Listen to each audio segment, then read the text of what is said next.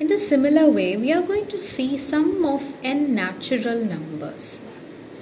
So in the previous session, we just created n natural numbers. We printed n natural numbers. How do you find the sum of it?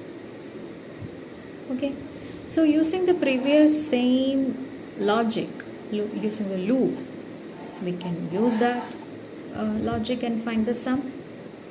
Okay. Instead of printing, you can see that instead of printing, you just find sum is equal to sum plus I. Okay, this is the key operation used. You see that? So take each number I from 1 to n and add with the variable sum. That is, the new value is previous sum plus the I. Then I is incremented. Then new value of sum is old sum plus I. Then I is incremented. This goes on until it reaches the condition. Until the condition becomes false. Now, using the for loop, you can use any loop. So, just to be familiar with the basics of for loop, I am just showing these programs in both the looping statements, using both looping statements. Now, n, definitely you need a limit n, okay, that you have taken. Then there's a new variable here, sum, because that's what you want. Sum, you want it. So sum is initially 0. Nothing is there in it. Now, the same for loop. You see that? Same for loop for I in range 1, n plus 1. So what is the range value created? 1, 2, 3, 4, 5, 6, etc. n. Now what is taken? Instead of printing I, what we are doing here? We just take sum equal to sum plus 1. What is sum? Sum, you know that it is initialized as 0. So 0 plus I. What is I? 1. 0 plus 1 is 1. That is stored in sum. Then I will be taking the next value 2. Now sum is equal to 1 plus 2. What is it? 3. Right? It goes on taking each I value and adding it with the old sum. We will see that steps later.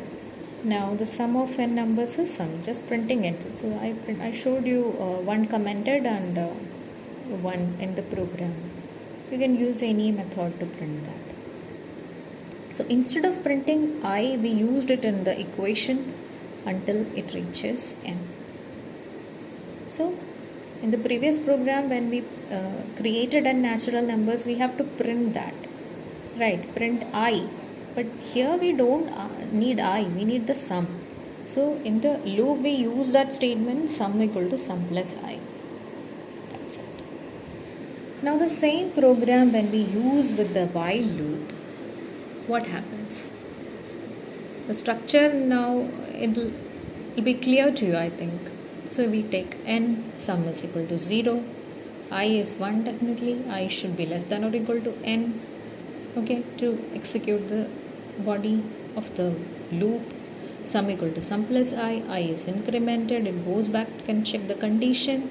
So this continues until I becomes greater than n. Now you are printing sum. So what is happening here? So let's see the example.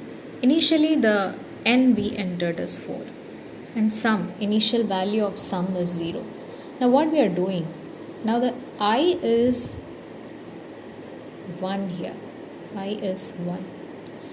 Then the sum is added with 1 and you got the new sum which is 1. Now I is incremented to 2. Then you are adding this sum and 2 to get the new value of the sum which is 3. Now you got 3 here. Old sum plus I, new sum. Okay. Now I becomes 3 and now you get the new sum by adding the old sum with the I, that is your new sum which is 6 now. I becomes 4. It goes up to 4, right? That is our limit. So old value of sum, which is 6, plus I is taken as the new sum, that is 10. I becomes 5 here, but it won't go beyond that because the n limit is 4. So even if I becomes 5, it won't go there. Okay, that is the end of the loop. Now the output is 10. Isn't it right? 6 plus 4 is 10. This is another method to find the sum of n numbers using a formula. This formula is very clear to us, very familiar to us. Just use that formula instead of using a for loop or while loop. Okay, so n is taken, you know the formula, n is equal to n plus 1 by 2.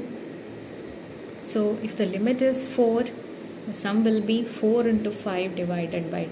4 into 5 is 20, divided by 2 is 10. 10 was our answer before, you know that. So n is equal to n into n plus 1 divided by 2. Did you see how we created that equation?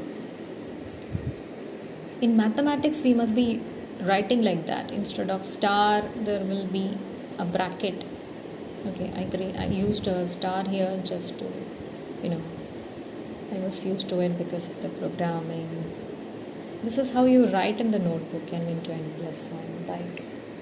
But there's nothing like, this cannot be written in a program in this way. So the equation must be n star. N star. Star is multiplication operator, asterisk. Then n plus 1 divided by 2. So n will be multiplied by n plus 1. Then the value will be divided by 2. And it creates actually a floating point number because we used we are not using any floor division here. It is only single slash. So the result will be some value 0.0. Okay. Or it can be any decimal part can be there. Now print the sum. This is it. You see?